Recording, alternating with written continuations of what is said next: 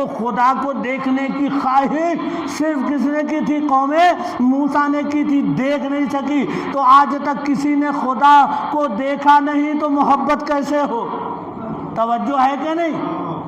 آج تک کسی نے خدا کو دیکھا نہیں تو خدا سے محبت کیسے ہو؟ اور خدا یہ کہہ رہا ہے کہ میرے محبت کرنے والوں، اگر محبت کرتے ہو تو اتباع کرو۔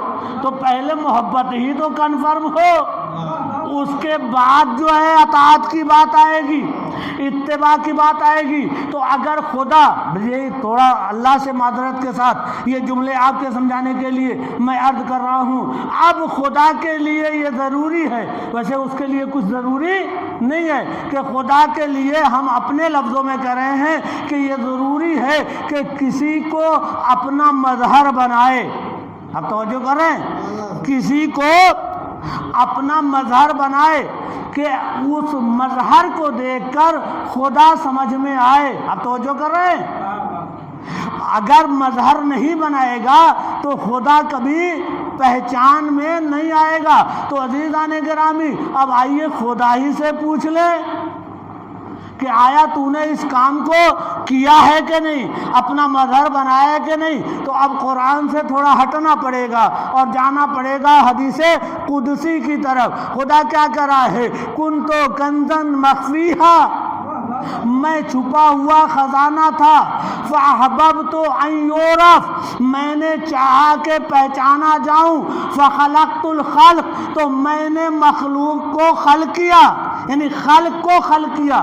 یہ بہت لطیف بات ہے، یعنی عام لفظوں میں کسی کو بنایا کہ جس سے وہ پہچانا جائے، کسی کو بنایا کہ جس سے وہ پہچانا جائے۔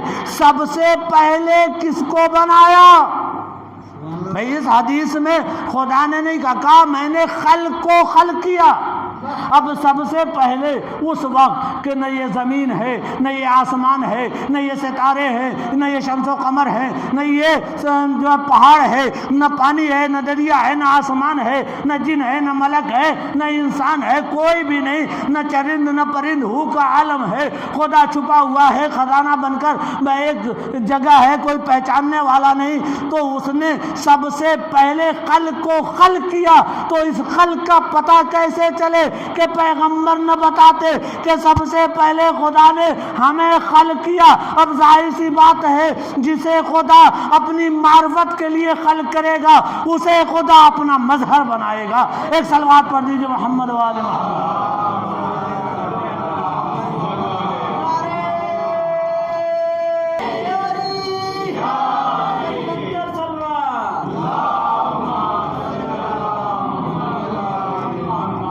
عزیزان گرامی، خدا جسے سب سے پہلے خلق کرے گا، چونکہ کہا نا کہ فاحببت ان یعرف، میں نے چاہا کہ میں پہچانا جاؤں۔ جب معرفت ہوگی تبھی تو محبت ہوگی، جب چاہا کہ میں پہچانا جاؤں۔ فخلقت الخلق، تو میں نے خلق کو خلق کیا۔ وہ خلق کیا ہے؟ جسے بھی بنایا اپنا مظہر بنایا۔ اب کل پھر تشریف لائیں گے تو پھر آگے بڑھوں گا۔ آج میں بتا دوں، محبت کرنے کے لیے وقت نہیں لگتا، لگتا ہے وقت۔ آپ بتائیے، سال 10 سال 20 سال 25 سال لگتا ہے محبت کرنے کے لیے؟ اور نہیں، محبت لمحے میں ہوتی ہے، آنن فان اپنا اثر دکھا دیتی ہے نا۔ محبت لمحوں میں ہوتی ہے اور فوراً آنن فانن ہوتی ہے، لمحوں میں آنن فانن ہوتی ہے اور لمحوں میں اپنا اثر دکھا دیتی ہے۔ پرانا مسلمان ہونے کی ضرورت ہے نہیں، خاندانی مسلمان ہونے کی ضرورت ہے نہیں، خاندانی مسلمان ہونے کی ضرورت نہیں ہے۔ ورنہ اگر خاندانی مسلمان کامیاب ہوتا تو نوح کا بیٹا چلا گیا ہوتا جنت میں۔ خاندانی مسلمان نہیں، معرفت کی ضرورت ہے۔ اور عزیزان گرامی، زیادہ دن رہنے کی بھی ضرورت نہیں ساتھ میں، ورنہ 100 سال تک ادھر پیغمبر کا گدھا سویا رہا، گدھا ہی بنا تھا۔ زیادہ دیر رہنے کی ضرورت نہیں ہے، بہت آنند فانند محبت ہوتی ہے مظہر کو دیکھ کر۔ جناب میثم بن یحییٰ تمار، یہی نام ہے نا، میثم بن یحییٰ تمار اسدی، یہ پورا ان کا نام ہے، کبھی آدھا مت لیجئے میسم میسم میسم، میسم بن حیا تمار اسدی، پیغمبر کے زمانے میں تھے، بتائیے صحابی پیغمبر تھے؟ نہیں۔ مدینے آئے تھے؟ نہیں۔ جب میرا مولا کوفے پہنچا ہے تو مظہر کو دیکھا، اور کب؟ جاتے ہی نہیں، آپ کہیں بھی نہیں دیکھیں گے کہ میسم جو ہے صفین میں رہے ہوں، حنین میں رہے ہوں، یا جمل میں رہے ہوں، یا نہروان میں رہے ہوں۔ کسی جنگ میں جناب میسم نے شرکت نہیں کی ہے، تاریخ میں ملتا ہے؟ نہیں ملتا۔ جناب میسم، اس کا مطلب مولا علی کا جو 4 سالہ دور تھا اس سے بہت قریب میں آئے، بہت قریب میں آئے۔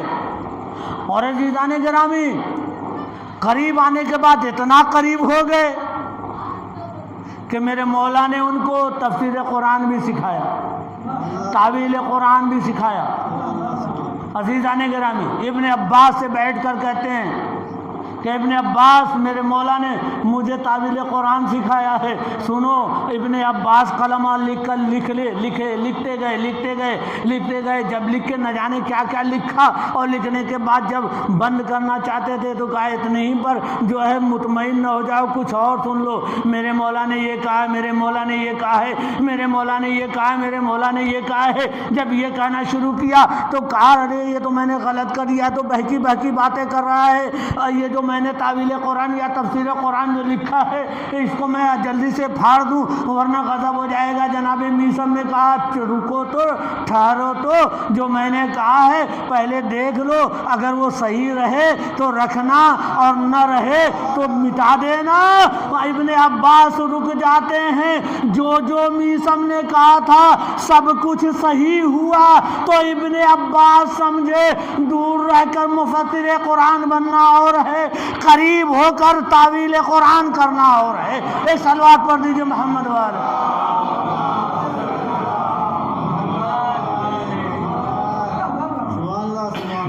کہاں کے تھے معلوم ہے کسی کو؟ عرب کے نہیں تھے، عجم کے تھے۔ نام تھا ان کا سالم، کا ایک غلام تھے کسی کے، اسد کے کسی قبیلے کے کسی کے غلام تھے، اس لیے ان کو اسدی کہتے ہیں۔ توجہ کر رہے ہیں؟ اسدی کہتے ہیں اس لیے اسد کے قبیلے کے نہیں ہیں، قبیلے کے غلام تھے۔ میرے مولا نے ان کو خریدا اور آزاد کیا، اور آزاد کرنے کے بعد کہتے ہیں کہ تمہارا نام کیا ہے؟ کہا سالم۔ نام کیا ہے؟ کہا سالم۔ کہا میرے سچے نبی نے خبر دی ہے کہ تمہارا پیدری نام جو وہاں کا ہے عجمی نام میسم ہے، میرے رسول نے خبر دی ہے کہ تمہارا نام کیا ہے، ماں باپ کا رکھا ہوا نام کیا ہے، میسم ہے۔ کہا ہاں مولا یہ تو صحیح آپ نے فرمایا، یہ تو سوائے آپ کے اور میرے کوئی نہیں جانتا، سب تو مجھے میسم سالم جانتے ہیں، میں سالم ہوں، میسم تو آپ کو پتا ہے۔ عزیزان گرامی، اب میں میسم، میری زبان ہے، اب میسم بن کے رہوں گا۔ عزیزان گرامی، میسم 50 لوگوں میں شامل تھے کہ جنہوں نے یہ عہد کیا تھا کہ چاہے کچھ بھی ہو جائے مولا آپ کا دامن نہیں چھوڑیں گے۔ ایک صلوات پڑھ دیجئے محمد والے۔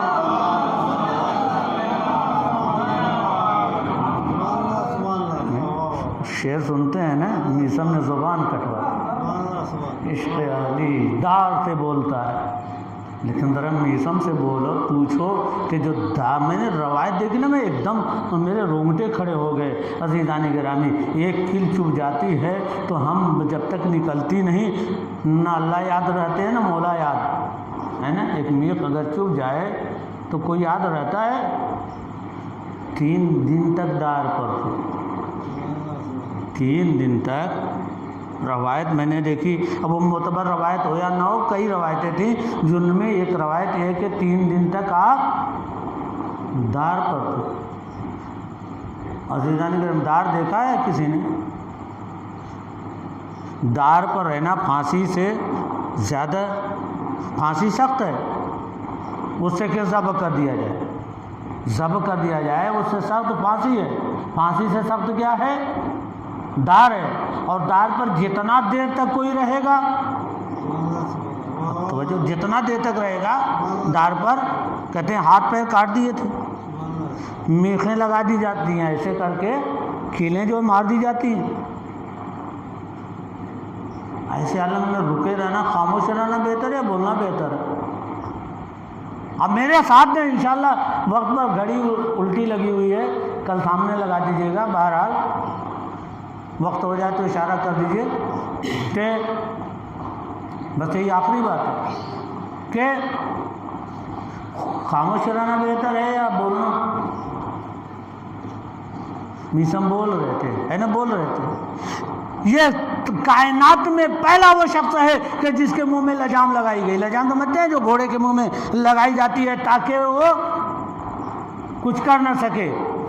جناب میسم کو لجام لگائی گئی، پھر بھی بولتے رہے۔ دونوں نہ جانے حلال مشکلات نے کیا کیا سکھا دیا تھا جناب میسم کو، کہ جب بول رہے تھے تو بول رہے تھے، اور کیا بول رہے تھے کہ کوفے والے ٹوٹ ٹوٹ کر آ رہے تھے۔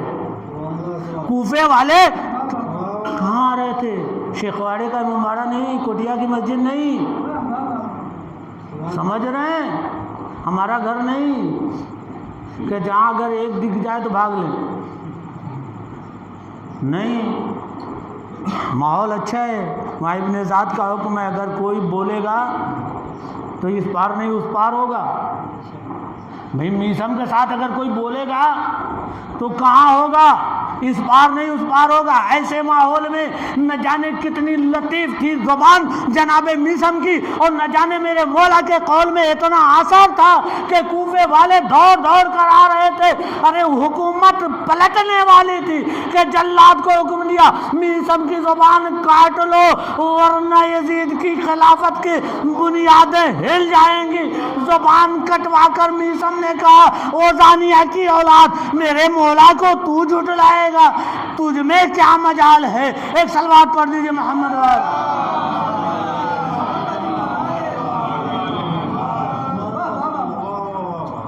اچھا کیا چاہتا تھا ابن ذات؟ چاہتا کیا تھا؟ جو زبان کٹوائی، ہاتھ پیر کٹوائے، کیا چاہتا تھا؟ حسین ابن علی کے خلاف، یہی چاہتا تھا نا؟ حسین ابن علی کے خلاف بولو، یزید جو حاکم وقت ہے اس کے موافق بولو، یہی چاہ رہا تھا نا؟ میسم تقیہ کر سکتے تھے کہ نہیں؟ ہے کہ نہیں؟ ارے بول دیتے ہیں زندگی رہی تو پھر جو ہے آگے مولا سے محبت کر لیں گے، کہا نہیں، زبان کٹوا لوں گا لیکن مولا کے خلاف نہیں بولوں گا۔ تو جب میسم جیسا شخص مولا کے خلاف نہ جائے تو جسے مولا نے ایلچی بنا کر بھیجا تھا، جس پر مولا کو اتنا اعتماد تھا، یہ میرا بھائی ہی نہیں، میرا پر اعتماد جا رہا ہے، میرا بھروسہ اس پر ہے،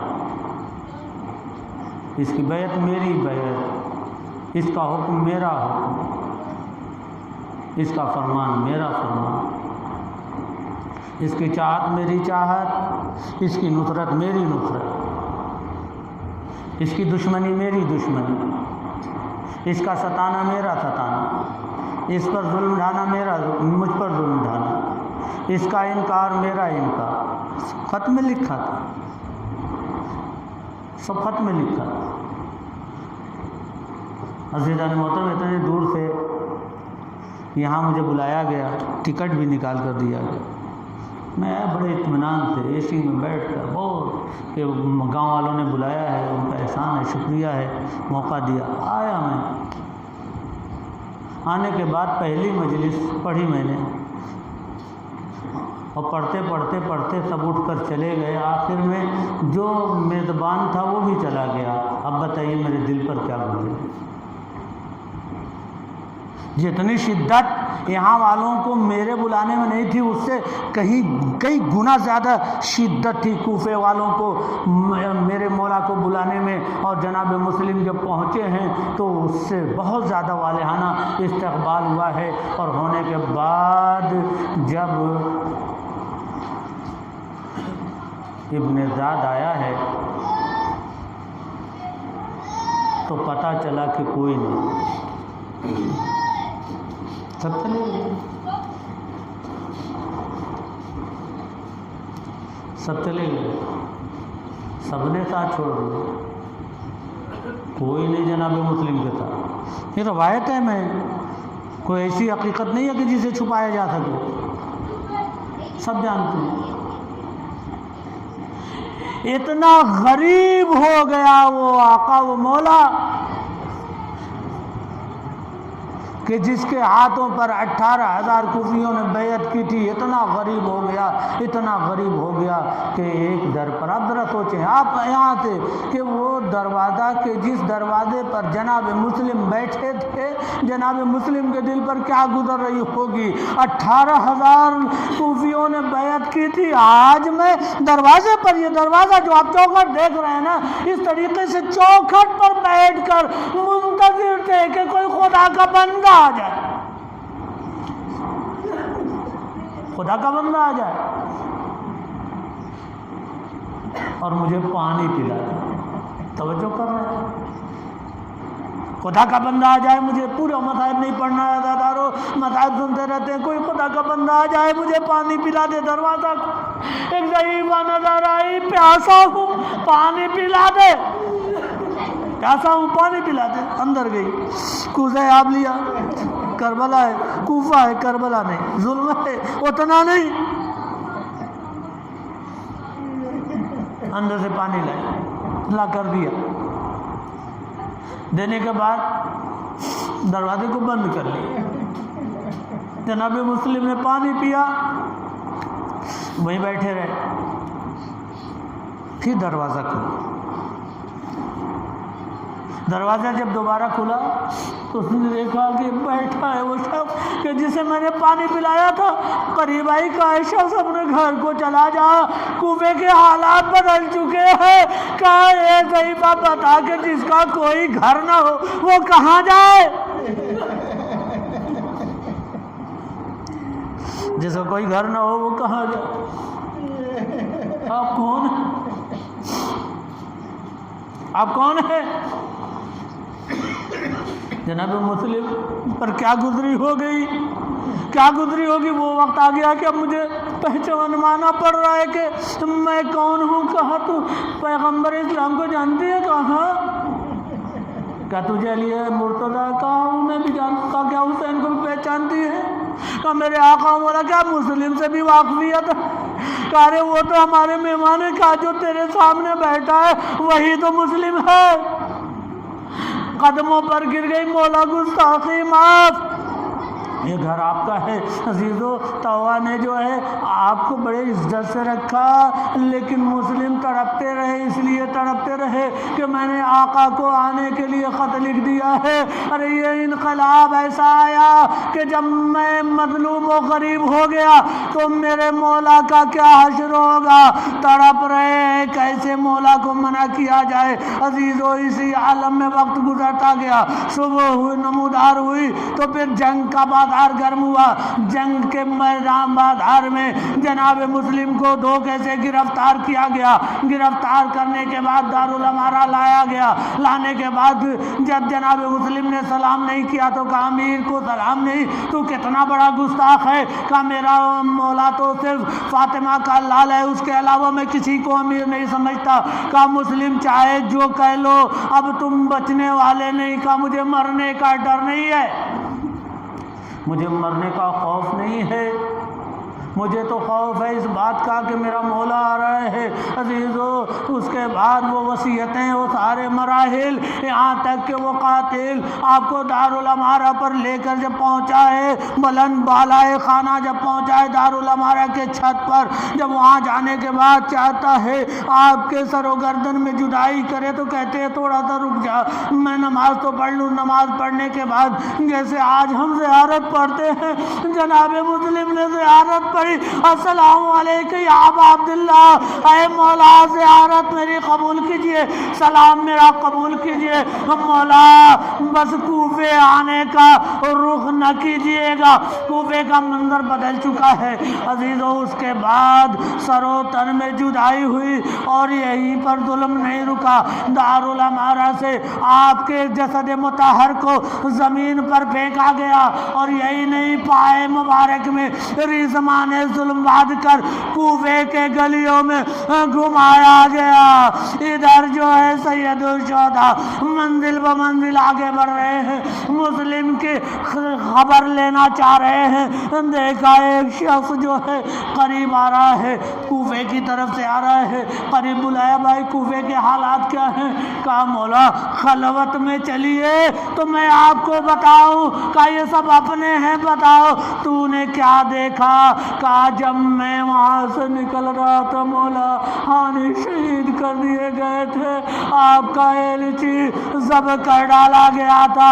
ارے مولا میں نے جو اپنے آنکھوں سے دیکھا ہے، خدا کسی کو یہ منظر نہ دکھائے۔ کہا تو نے کیا دیکھا؟ کہا میں نے دیکھا کہ پائے مبارک میں ریسمان باندھ کر کوفے کے گلیوں میں پھرایا جا رہا ہے قیامت۔ یہ اہل بیت اطہار پر پہلی قیامت تھی۔ قافلے والوں نے گریا شروع کیا۔ جناب غریب کربلا نے فوراً یتیم مسلم کو بلایا، بلانے کے بعد زانوں پر بٹھا کر گوشوارے منگائے، اسے پہنایا، سر پر دست شفقت پھیرنا شروع کیا۔ ہوشیار بچی تھی، چچا جان کیا ہو گیا؟ میرا بابا مار ڈالا گیا۔ کہا کیا سمجھ رہی ہو؟ کیسے پتا چلا؟ کہ یہ شفقت تو یتیموں کے ساتھ ہوتی ہے۔ کہاں بیٹا تیرا بابا شہید کر دیا گیا، آج سے تو مجھے اپنا بابا سمجھنا۔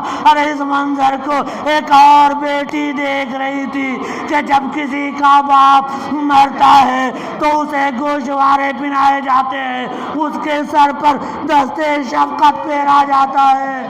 ارے وقت گزرا، ارے اس بچی کو بھی جب یہ پتا چلا کہ میرا بابا شہید کر دیا گیا، ارے اس جملے کو کہنے کے بعد کہ ہم سقیا ابھی یا ہم قتلا تشانا، میرا بابا زندہ پیاسا مارا گیا یا پانی پلایا گیا، جب یہ محسوس کر لیا کہ میں یتیمہ ہو گئی تو اس انتظار میں تھی کہ کوئی دست شفقت پھیرے گا، کوئی گوشوارے پہنائے گا۔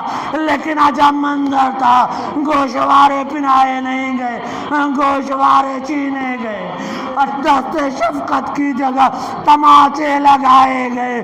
عجب نہیں مقتل کا رخ کیا ہو بابا، میں تو یہ سوچ رہی تھی کہ کوئی مجھے دلاسا دے گا، یہ دلاسا کے بجائے یہ تماچے لگائے جا رہے ہیں۔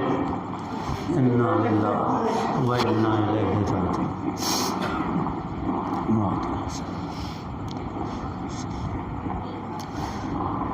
ما